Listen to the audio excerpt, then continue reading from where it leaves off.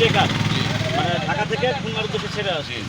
তো এখানে আসার পরে ঘটনাটা ঘটছে। আসার পরে তো এই অনেক স্থানীয়রা বলছে যে এই আপনাদের বাসের দোষ আসলে সঠিক কোনটা?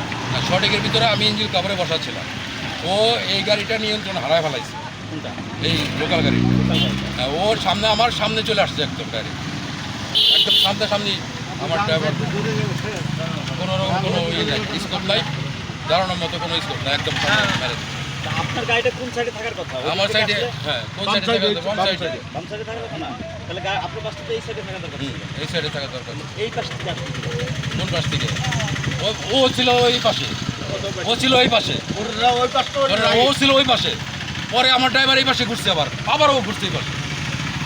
মানে এটা কি বেলকি হইছে? হ্যাঁ, এটা বেল কিনছে।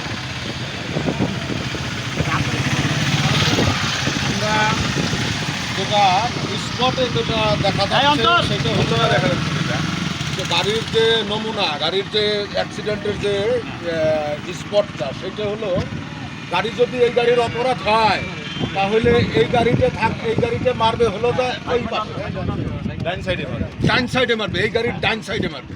আর যদি এই গাড়ি অপরাধী হয় তাহলে এই গাড়ির বাম সাইডে মারবে, কিন্তু উনি যা এই গাড়ির বাম সাইডে মারছে, অর্থাৎ এই গাড়ি অপরাধী কনক পরিবহন। দুই গাড়ি কোথায় আছে? আপনারা দেখেন, স্পটে দেখেন যে দুই গাড়ি কোথায় আছে।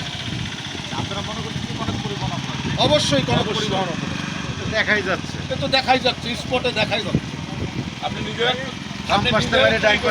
মানে এই গাড়িটার রাইট সাইডটা হলো বাম সাইড, ডান সাইডে নিয়ে আসছে, অর্থাৎ রাস্তার এই পার এই কনক পরিবহন অপরাধ।